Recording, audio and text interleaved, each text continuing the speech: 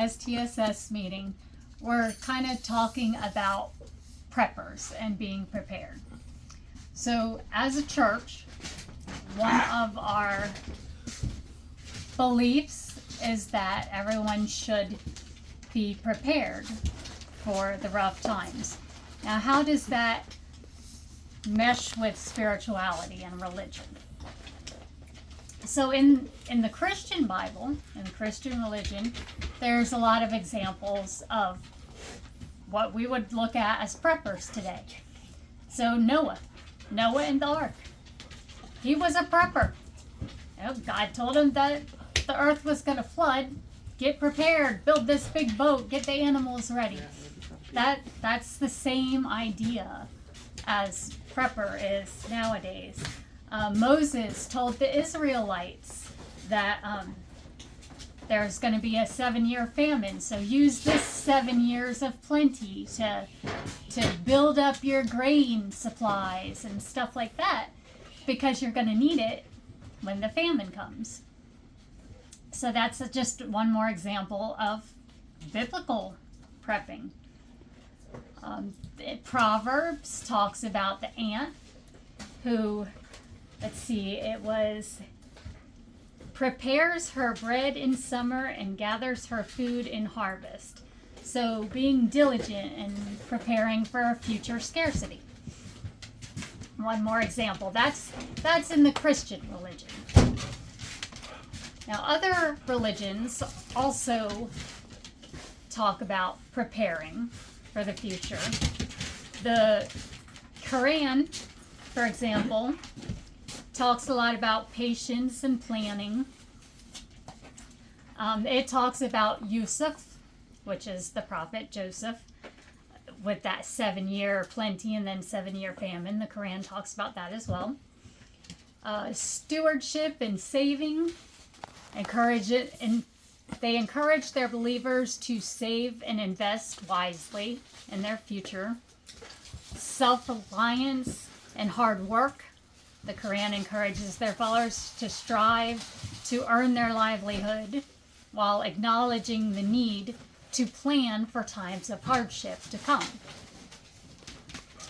The fourth ayah talks about strength in hard times. Quote, and we will surely test you with something of fear and hunger and a loss of wealth and lives and fruits. So that tells you right there that, we're going to test you. I'm going to test my followers through fear, hunger, wealth, your life, fruits. So be prepared for it. It's a warning to do what you need to do. Now, maybe it's my background in scouting. Maybe it's living in Florida where there's natural disasters all the time. But it seems to me, on a personal note, like being prepared should just be common sense. Now, there's a whole spectrum of preppers and being prepared. You could be an absolute doomsday prepper that prepares food and water and ammo and shelter and everything for when crap hits the fan. And that's great. We have some of those in our church. We also have some people that don't believe in the doomsday thing, but they still prep for natural disasters. Every place in the country has its own natural disasters, whether you live in an area that has hurricanes, tornadoes, earthquakes. It never hurts to be prepared. It's better to be prepared and not need it than to not be prepared and end up needing it. So everybody should prepare for the worst and hope for the best. So put aside some stuff to feed your family, to clothe your family, to have water, shelter, things like this.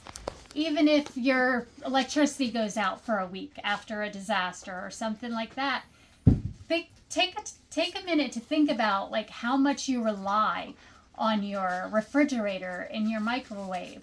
Are you going to make it a week if you don't prepare? Are you going to make it 2 weeks? Because sometimes you need that. So it doesn't hurt to be prepared for that. I have seen and heard of some people who worry about preparation and charity. Like they worry about prepping because they feel like that goes against their God's word or something. I've read a statement that how can I prepare for my family when somebody else comes up to me and says I'm hungry and I should be charitable and give them food, but then it leaves my family, at odds. So, and that's a valid concern for some people spiritually. And our view here, my personal view, is that you should take care of yourself and your family first. And if you have extra to help others, please do. Being charitable is a wonderful, wonderful thing. And we should take care of people as much as we can. But take care of those who matter most to you first. Don't ever put yourself or your family in a position that will be detrimental to your health or safety in order to help others. Because it's like when you're on an airplane and the airplane's going down, and they tell you make sure you put your mask on before you help others. It's kind of the same thing. Make sure you're prepared for yourself and then help others with whatever you have left. So a couple other examples. Not everybody you ask for help actually needs help either. That is a valid point. Some people take advantage of generosity. So the LDS, Latter-day Saints Church, has a doctrine of self-reliance, a very long-standing doctrine, which includes maintaining a year's supply of food, water, and money for emergencies, and to prepare and care for themselves and their neighbors. So the LDS Church, that's one of their main principles, is that everybody should be prepared to make it a year. I think that's a great guideline. I think the minimum that you should be prepared for is 2 weeks, because any kind of natural disaster could easily run into a 2-week time frame. There is Zoroastrianism. That is a religion that the origin, it's kind of believed to be the origin of apocalyptical thought. They focus very much on the future battle of good versus evil and the resulting renovation of the world after that. But they preach on economic security and being prepared through having things like dogs to help protect your livestock and your property, cows, not to eat, but for agricultural purposes, and milk and plowing the fields and stuff like that. So they're another example of a religion that really wants their followers to hone in on being prepared. So being prepared doesn't just mean physically, it also means spiritually. So whatever it is that your beliefs are, you need to take that in consideration too when you're preparing. So what do you think of when you think of being prepared spiritually? I think that there is a big difference of being prepared. Like the Amish are prepared. I mean, they can do anything without everything because they're used to it. And there's a big difference between where they are and just where society has gotten. But you might have to learn some of the old ways because if there's no electric, there's no EPMs or EMPs. whatever they are, well, then you kind of have to turn Amish lifestyle. So it's just more of a pioneering or homesteading frame of reference, more than Amish, but I get what you're saying. Yeah. All right. And what's anybody else's ideas on being prepared? So, I don't know spiritually, because there's so much to be spiritually, but to be prepared physically, I think you need a lot of knowledge. And there's no way for you to retain the amount of knowledge you need in that kind of future. So I think you need to familiarize yourself with wild and local herbs and foods, not just what mainstream has convinced you of what farming is. But that approach to a homesteader lifestyle, just being more diverse in what you gather and what you consider to be your food and medicine. Right. And along those same lines, it also helps. Nobody can know everything about everything. So another facet of being prepared is surrounding yourself with other people who have knowledge and know things that you don't know. People that you can trade or barter with, or that can teach you things that you need to know in being prepared. So surrounding yourself with others that can fill the gaps in your own knowledge. Anybody else? Being spiritually prepared, to me at least, is being accepting.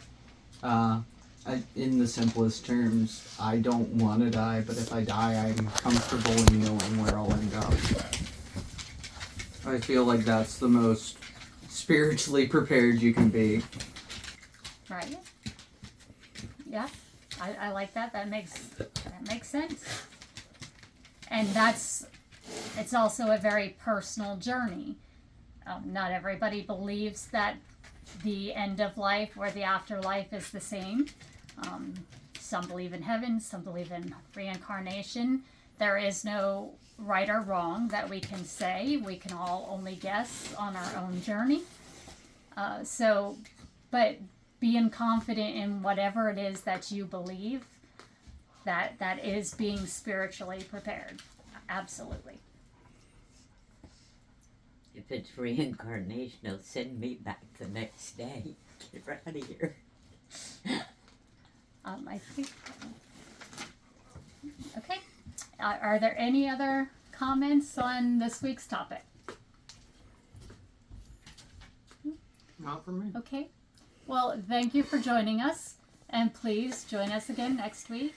And please leave in the comments what being prepared means to you, both physically and spiritually. We'd love to hear it. Or if they have any ideas for people on medication, the best way that we could try to get prepared for that would be good knowledge.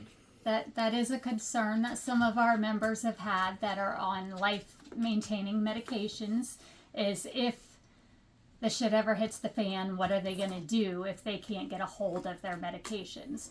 So yeah, if you know, herbal or natural ways to make up for those medications, please absolutely let us know. We'd love to start a conversation with you. But yeah, give us a comment, a like, a share, and check out our church. We talk about different topics every week, and we'll see you next week. Thank you so much for joining us here at STSS, an omnistic church that believes that there is some truth in every religion and that our spiritual beliefs don't need to fit into any one box. Join us every week for a new discussion on a different topic. Please help our church grow by giving us a subscribe, like, or share, and let us know in the comments your views on today's discussion or what you would like to hear us cover in the future. Every comment and share helps. See you next week.